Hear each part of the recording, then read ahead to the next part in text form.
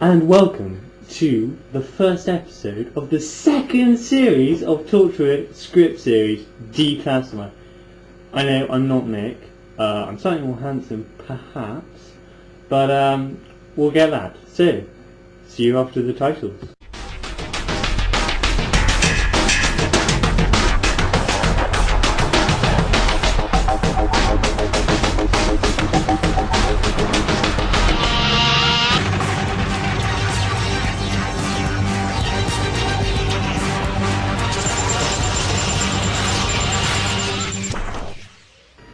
And thanks to the Last of the Time Lords, James, for making those great titles.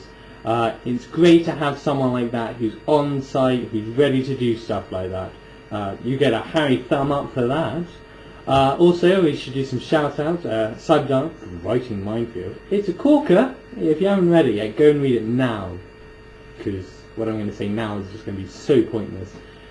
You won't understand what I'm talking about. Anyway, I've just read it. I really enjoyed it.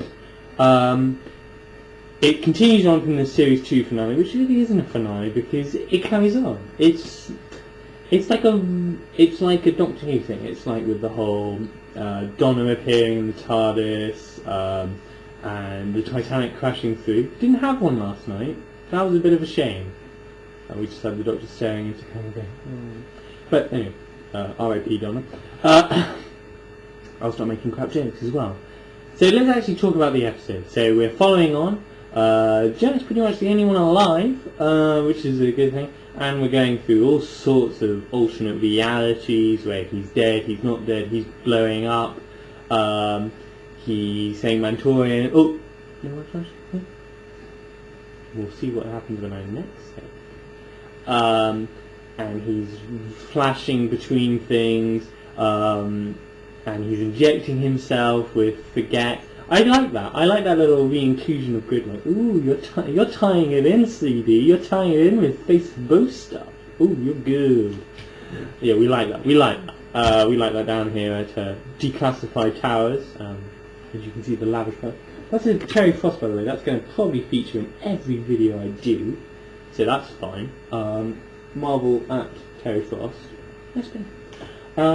Yeah, so we're tying it in and we're doing stuff and he solves it. He stops them because I think they're almost as bad as the Daleks. I'm going to be blunt and say that.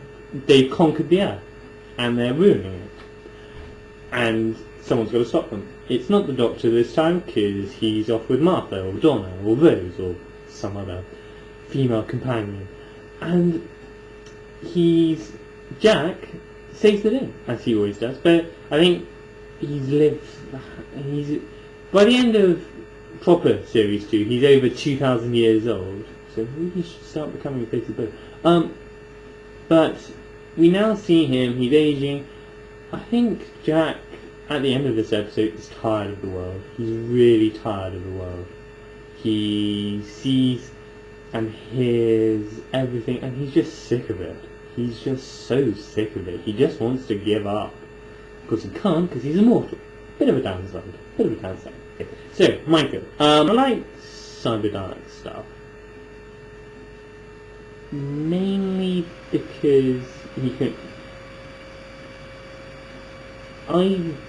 There are types of writers. There are, I think, 3 types of writers in the world. There are epic writers. So, Russell T Davies, he's an epic writer. He writes epic stuff. There's the scary writer, that's your Stephen Moffat, scares the bejesus out of you.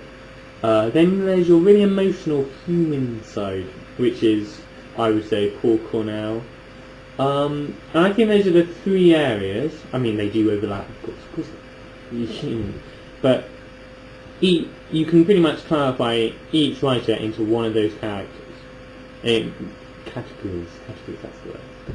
I would say Cyberdark, he's an epic writer. Bang! He writes this stuff. You're like, oh my god, that is epic. And you love it. You just love it because it is so fantastic. you can imagine it. You can actually imagine Jack saying this, Tosh saying that, Yanto saying that and dying, Owen being dead already and still saying things, and Gwen typing away at a computer. You can imagine that happening. Now the ending, we're gonna skip. The ending. And the Doctor will return. Now I can reveal, as some of you may know, that on the 23rd of August, Torchwood script series will be returning, but in a film with Doctor Who script series. And the new film title I can exclusively reveal is Isolated. So that's a plate of. I think that title is much better. Anyway, so we've got that to look after, and then the day after that, so on the 24th, I'll be back. Now you're wondering, where's my co-presenter? Well, he's down in Australia, and his webcam's broken. Hopefully we can get that sorted, and it won't just be me babbling at you and making crap jokes and trying to be funny, and I'm failing miserably. I know I am, but hey, it's more fun. And now we've got some exclusive Torchwood script series Declassified news. We're running competitions now. Our big competition is the whole series. So the whole of the script series, series 3, there's this competition running through. And the question is, what is the story arc? Now the first person to PM me, Nick, and TDW, what the right answer is, gets the choice. Either a writing place in next year's specials, the 2009 specials, or we will be sending you a copy of the whole of series 1, 2, 3 specials, movies, all things wonderful. We're going to send you a huge document. I haven't collated it yet because it's going to take so much paper. And we're going to get that signed by as many people, and that'll be signed by as many people I can get. I'm going to try and push for this because it's a big prize, and I want to make it good for you guys. So, and of course, the usual thing: if you are part of TWS, so I can't enter, mainly because I know the answer. So, writers of Series 3 can't enter. I think that pretty much covers anyone. And if you do have prior knowledge, I mean, I'll be able to check, because Nick will know if you know or don't. Send me a list of who knows. I need to chase him up on that one. I am thinking out loud, it's fine. So yeah, we got that one.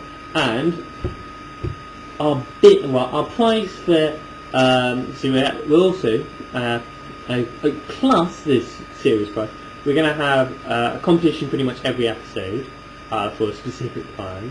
You'll have to find out what those prizes are. I'm not telling you. But the prize for this week's episode is a signed copy of Isolated and Mindfield, and they'll be signed by Cyberdalek and Nick, and that'll be fine. We'll send that off to you as well. I'm gonna have to increase my... And the question is, roughly how old is Jack by the end of this episode? So that's the question. Roughly, how old is Jack at the end of this episode? Contingency. We're actually the kid. Well, actually no. You're gonna have to work this out. I know what the answer is. Yeah, I know. Roughly. So it only has to be the nearest 100. We'll announce the winner next time. Okay, thanks.